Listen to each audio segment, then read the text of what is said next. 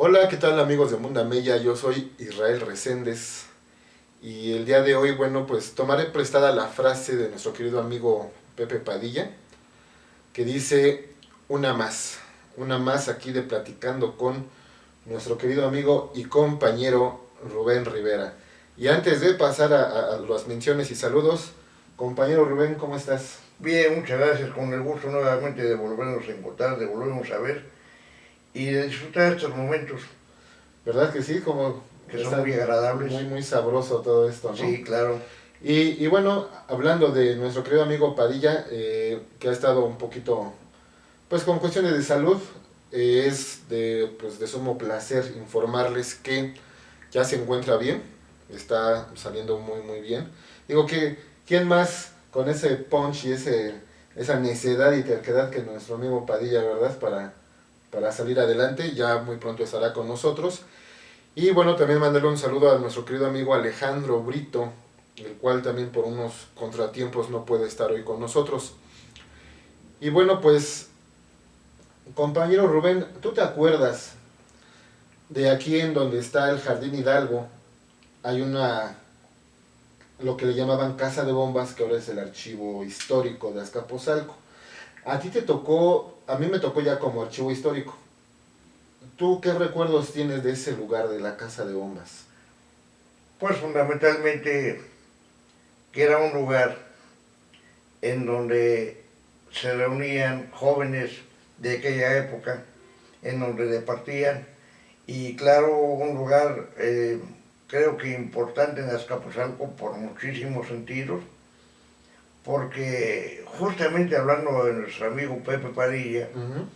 ahí plasmó un mural en donde existe justamente la huella de este querido amigo nuestro, en donde hay una placa alusiva que lleva su nombre, porque ahí fue parte de la historia de Pepe Padilla que ha dejado en Azcapotzalco Así y es. en donde hay aproximadamente, creo yo, más de 40 obras de él. Sí, son bastantes. Y fíjate que curiosamente ahí en la Casa de Bombas, el mural que está ahí, la gente de nuestros amigos de Vecinos Azcapotzalco le hicieron un reportaje que lo pueden ver en su canal de YouTube de Vecinos Azcapotzalco.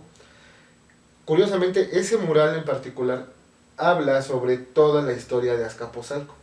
Desde la prehistoria, ya ves que también hay presencia de mamuts, ¿no? Que se han Sí, estado claro. encontrando en las últimas excavaciones por las reparaciones del mercado. Entonces ese mural recopila toda la historia de Azcapotzalco desde la prehistoria hasta la conquista, ¿no? Y me parece que más. Y sí, efectivamente es parte de todo el trabajo que ha venido haciendo nuestro querido amigo Pepe. Por ejemplo, otro que yo recuerdo es el que tiene aquí en la explanada de la delegación. Ya ves que hay otro kiosco Sí. y ahí hay digamos que es como una cineteca donde pasaban películas. Ahí también tiene otro mural. De esa zona, ¿tú cómo era la explanada de la delegación en aquellos ayeres de tu niñez? La explanada era un llano, un llano, era un baldío en donde en parte, en una parte de esa llanura, vamos a llamarla así, Ujú. se encontraba un parque de béisbol Ok. que se encontraba frente en donde está hoy el mercado de las flores de Azcapotzalco. Ujú.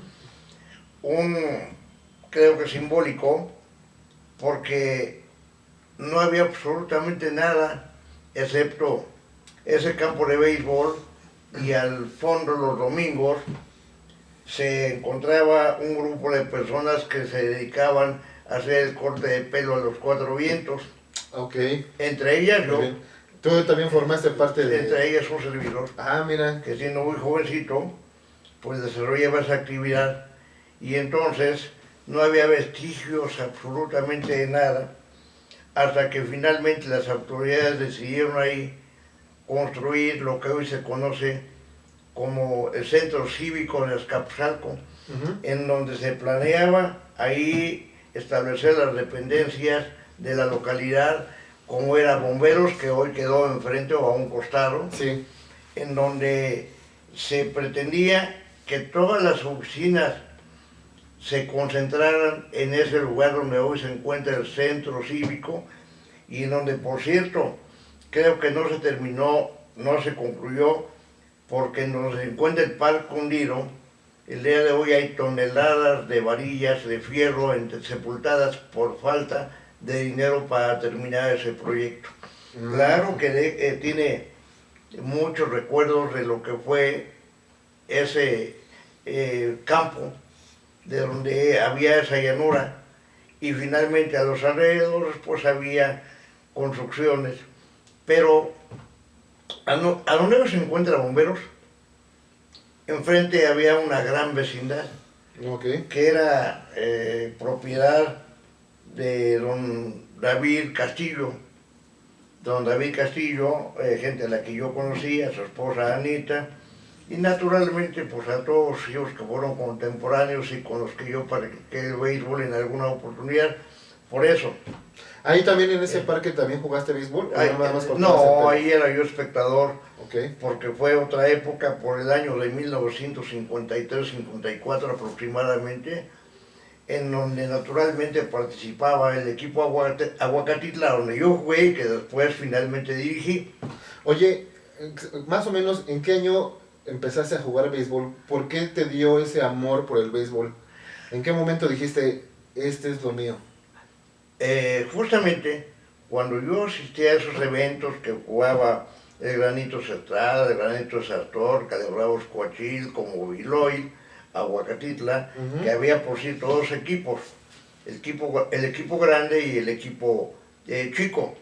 Eran los equipos de la famosa Coyotera de Azcapotzalco. Entonces yo empecé a practicarlo justamente porque yo asistía de niño como aficionado.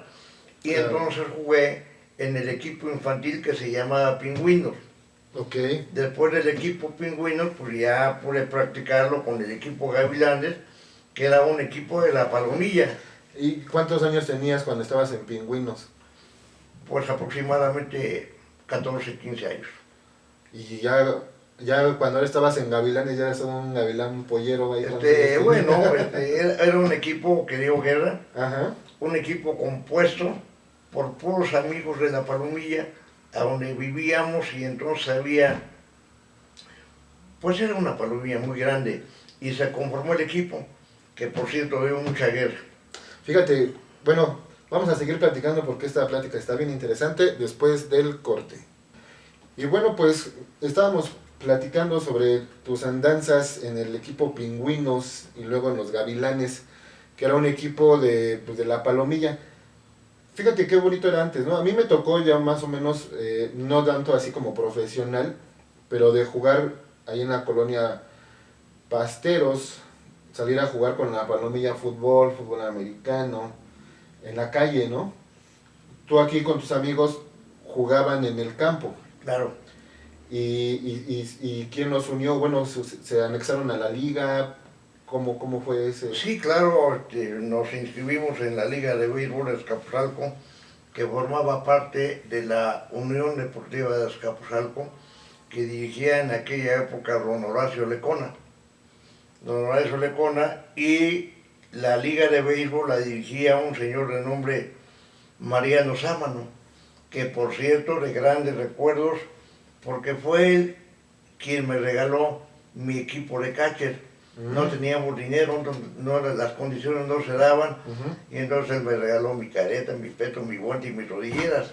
Oye. Fue Mariano Sámano el que prácticamente también nos impulsaba. Era un enorme dirigente y un amante del béisbol, de manera que apoyaba. Esa fue la segunda etapa de mi pasión por el béisbol, y finalmente, entre otras cosas, yo recuerdo que nos tocó inaugurar en el campo 19, en un equipo contra 25 de abril, que dirigía un señor Jovito, formar parte de la inauguración de la ciudad deportiva. Oye, no, estuvo... Sí, increíble. ¿Y qué sentiste cuando jugaron ahí? ¿Qué? Era para mí una situación normal porque mi pasión era el béisbol y a donde fuera yo iba, ¿no? Pero al ver el estadio, Bueno, fue importante porque teníamos ahí dos espectadores ok, y era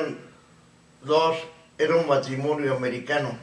ok, y venían por algo Por o accidente, por accidente les tocó? aficionados al deporte. Ajá, Y entonces ese día yo caché un juego en el que pichó un muchacho que se llamaba Hugo Silva y ese juego lo perdimos 5 carreras por 0, híjole, con grandes recuerdos.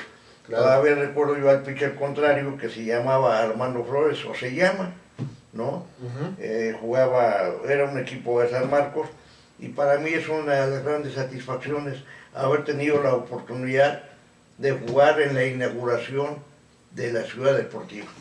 Fíjate qué padre que, bueno, aparte que tienes una memoria privilegiada, que te Gracias, acuerdas gracias. de muchas cosas y detalles. Yo con trabajo me acuerdo nada más que llegaban a gritarme, vas a salir a jugar y ya ni de los nombres me acuerdo, ¿no? Alguno que otro he visto por ahí y ya nada más me saludan porque me reconocen. Pero ahorita que mencionabas a este señor que te regaló tu equipo, fíjate qué padre y qué importante la gente que impulsa el deporte, Claro, la cultura. claro, Son ese, llamémosle ángeles o héroes sin capa que están ahí detrás, tras bambalinas, siempre empujando, ¿no? Empujando a la claro, gente, claro. promoviendo el deporte, la cultura y sobre todo para que el tejido social se mantenga sano. Lo que Azcapotzalco, ¿no? Hemos venido hablando durante muchos programas, la importancia de mantener nuestras tradiciones, nuestra identidad. Claro. Y por ejemplo, yo te digo, yo que a mí me toca, viví muchos años en la colonia Pasteros, quiero aprovechar para mandar un saludo a querido amigo Gabriel.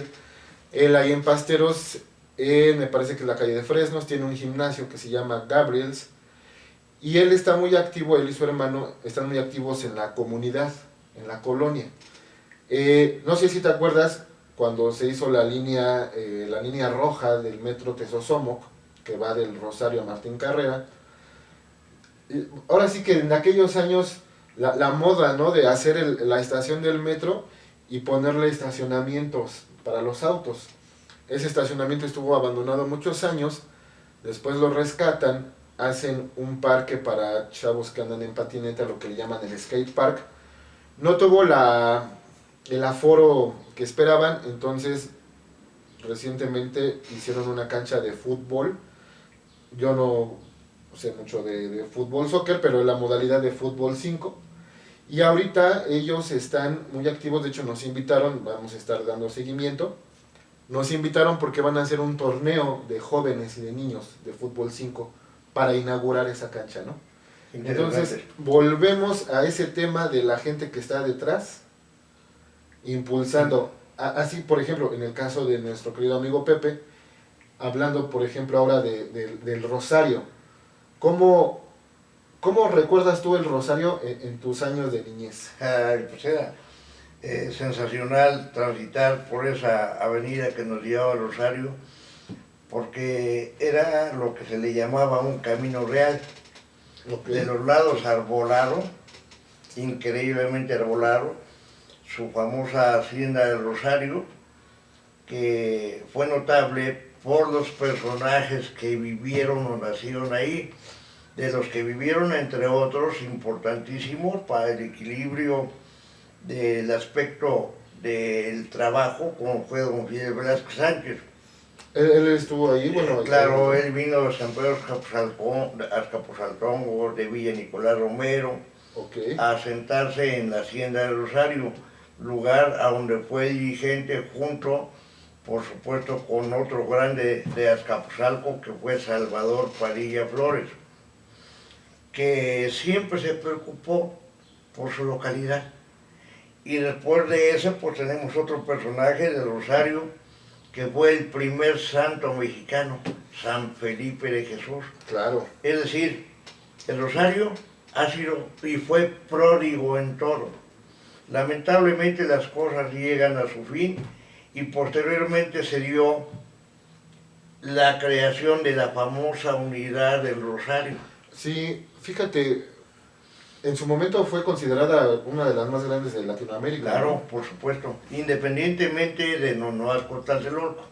Sí, Pero totalmente. la unidad del Rosario yo creo que debe ser considerada todavía como una unidad quizá de las más grandes Ujú. en Latinoamérica por su población.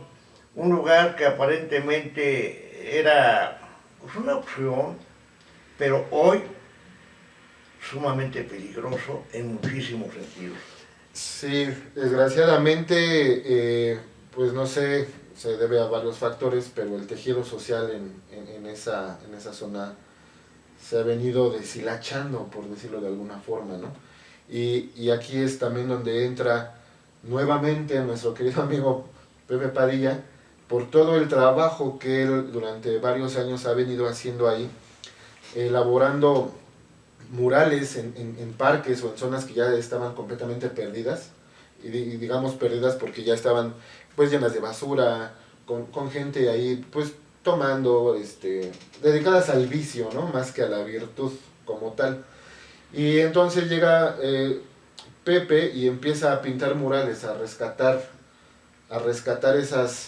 esos lugares para que la gente se sienta orgullosa, ¿no? De donde vive y de donde es. Claro, Y es ese trabajo de toda la gente, donde ese granito de arena que va poniendo cada uno, es el que mantiene la identidad de Azcapotzalco, ¿no? De que nuestra gente se sienta orgullosa de donde es, donde vive, de la historia tan rica que tenemos detrás de, ¿no? ¿Quién se iba a imaginar de la gente que vive en el Rosario de San Felipe de Jesús, por ejemplo? así es, así es.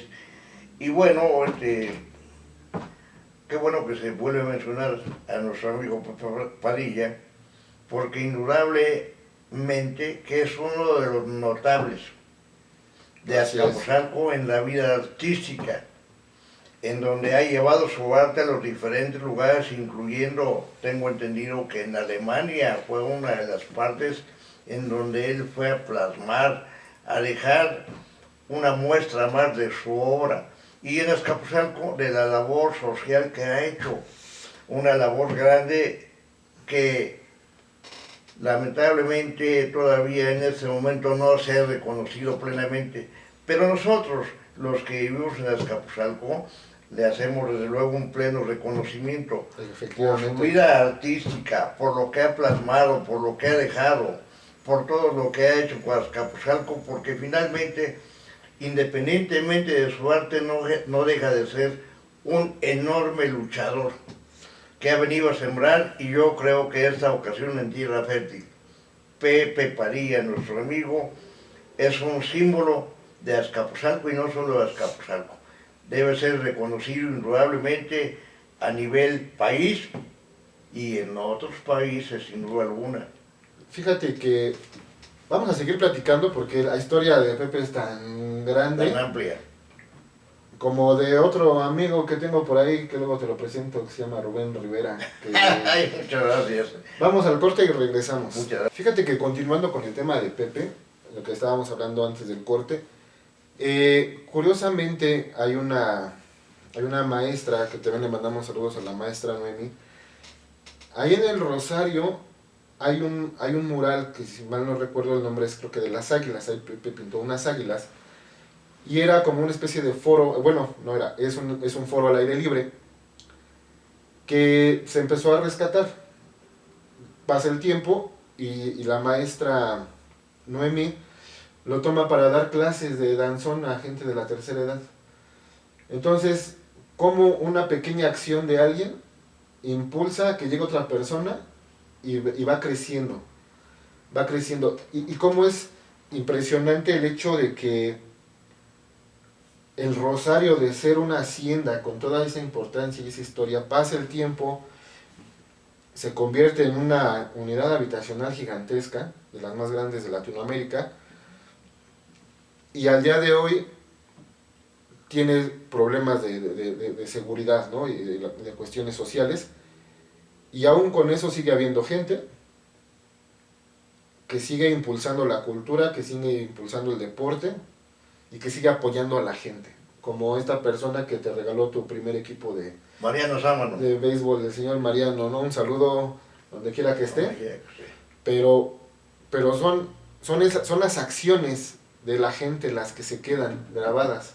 Claro. Y las que van formando la historia de nuestro lugar, ¿no? De nuestro Azcapotzalco. Claro. Yo creo que muchísima gente recuerda a Mariano Sámano. Él tenía una fundición en Santa María Maninal. Yo creo que pasado el tiempo yo no sabía de que tenía una fundición, pero fue notable en el deporte, siempre lo impulsó. Cosa también que nos permite nuevamente mencionar que seguramente por todo lo vivido se hace un reconocimiento a los deportistas de Azcapotzalco, y por eso el día de hoy todavía estamos intentando hacer la creación del Salón de la Fama. Efectivamente. Porque esos añejos deportistas que dieron brillo a Azcapotzalco, no solo a nivel nacional, sino internacional, merecen un espacio, como el propio Mariano Sámano. Sí, fíjate que ya cuando le empiezas a rascar a la historia de todo Azcapotzalco, porque vaya, hablando de béisbol, no hemos hablado de la Rosita, ¿no? Y no hemos hablado de ahí por el Panteón San Isidro, donde están los otros, y falta, y le vas rascando. De grandes recuerdos. La Rosita fue un campo que se le conoció originalmente como el Parque Lucas Juárez. Okay. Posteriormente, 20 de noviembre, y comúnmente conocido para todos como La Rosita. Hoy convertido en campo de softball, pero ojalá que de verdad se rescatara ese campo, porque es un espacio legendario, simbólico para los que practicamos alguna vez el deporte, el béisbol, y Azcapotzalco estaba nutrido de campos justamente como San Isidro, como San Isidro, como San Antonio, como Las Armas, como Zahualtlihuaca, San Martín Xochinahuac, los propios electricistas, San Bartolo de Tepehuacán, era San Pedro Jalpa, Santiago Guizotla, era un semillero increíble de deportistas, muchos que no solo brillaron localmente. Sí. Hoy justamente, hablando de béisbol, tuve la oportunidad de estar en contacto con un viejo amigo mío, hijo de otro legendario beisbolista increíble, inconmensurable, como era Ramón Chivero García, aquel que le llamaban el pitcher, el primer relevista de la Liga Mexicana. Hoy mi amigo Carlos García, desde luego te mando un saludo, Carlitos, y que pases un día muy contento, muy feliz, rodeado de tu familia. Hoy mi amigo cumple 83 años de vida. Hijo de Ramón Chivero García. Saludos, Carlitos, y felicidades. Carlos, como él, enorme es de lo que dio Azcapotzalco, que fue semillero y en alguna época consideraron, independientemente de Sinaloa o del norte, el más grande productor en béisbol. Fíjate que cómo es de curioso todo esto, ¿no? Toda la historia de Azcapotzalco, particularmente en el béisbol, el apoyo de la gente, que muchas veces pasa desapercibido, ¿no? Para muchas personas. Solamente la gente como tú o como yo que hemos estado cerca del deporte, la cultura y que inclusive, porque también hay que reconocer, todo el trabajo que has venido haciendo para el Salón de la Fama desde hace más de 20 años. Exactamente. Tu trabajo incansable de... Pues también periodismo, hay que hablar también de tu etapa, porque déjame decirte que también tienes tu historia de boxeador, de beisbolista, periodista, y ahora todo ese apoyo que le has venido dando al deporte durante 20 años, ese seguimiento, todos los partidos que viven en tu memoria, donde te sabes marcadores, el nombre de los jugadores, las fechas, que no se pierda, ¿no? Que no quede en el olvido, porque sabemos que no hay nada peor que el olvido, ¿no? Claro.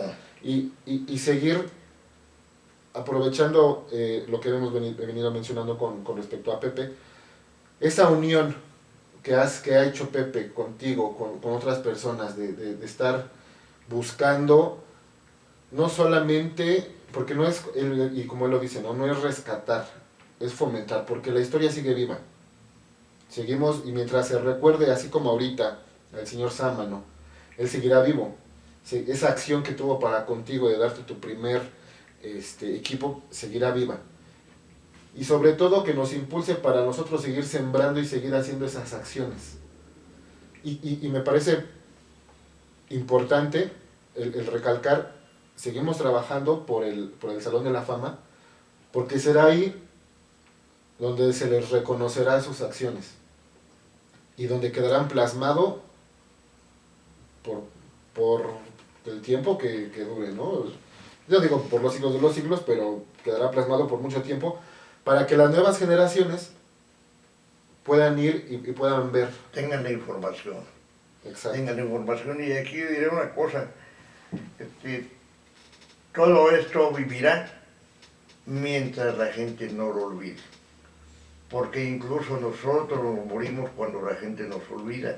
Exactamente. Entonces tenemos como mística seguir intentando, seguir luchando, como lo hace nuestro amigo Pepe, creando, sembrando, dejando huella de su paso por esta vida para la posteridad. Esa es nuestra obligación.